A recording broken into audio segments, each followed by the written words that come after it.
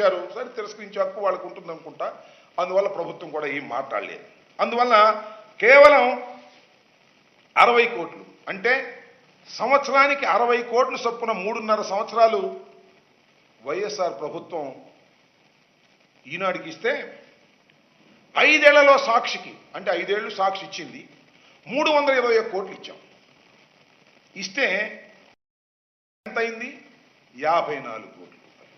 ఏం దోచిపెట్టింది ఏంటి? సాక్షికి దోచిపెట్టింది ఏంటి? ఈనాడుకు దోచి పెట్టండి ఏంటి చెప్పండి అని అడుగుతా ఉన్నా.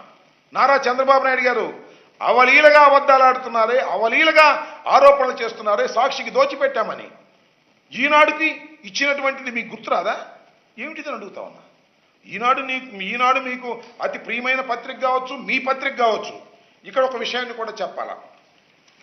పాప రామోజీరావు గారు చనిపోయారు, వయసు రీత్యా పెద్దవారు. వారు చనిపోతే సంతాప సభ పెట్టారు.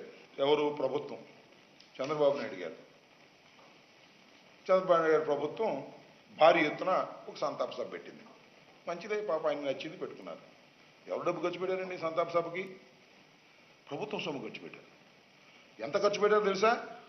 ఒక్క సంతాప సభకి 4,28,01,173 రూపాయలు ఖర్చు పెట్టారు. ఒక్క సంతాప సభకి, రామోజీరావు గారి మరణం తర్వాత ఏర్పాటు చేసిన సంతాప సభకి ప్రభుత్వ ఖజానా నుంచి 4,28,01,173 రూపాయలు మీరు ఖర్చు పెట్టి ఎవరిచ్చారంటున్నా? రామోజీరావు గారు మీకు సన్నిహితుడైతే మీరు ఖర్చు పెట్టేస్తారా? రామోజీరావు గారు ఏమన్నా సంభూతుడా? సమాజ సేవ చేశారా? చనిపోయారులే పాపం, ఆయన అంటం మంచిది కాదనుకో, అయినా చెప్తున్నా, సమాజ సేవ చేశారా? Is a white collar criminal.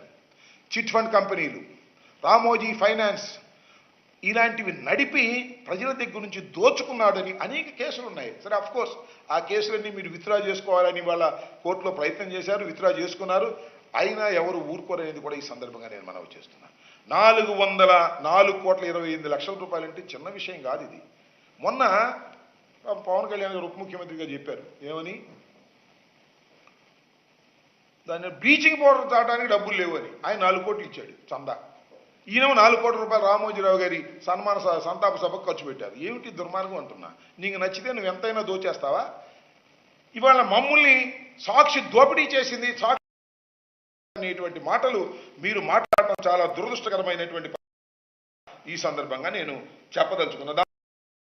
ఏంటంటే ఇంకొక అంశం, నిన్న క్యాబినెట్లో బీసీలకు 33% రిజర్వేషన్లు అని ఒక తీర్మానం చేశారు. అయిపోద్దా? నేను అడుగుతా ఉన్నా, మా సాయిరెడ్డి గారు బీసీలకు 33% అని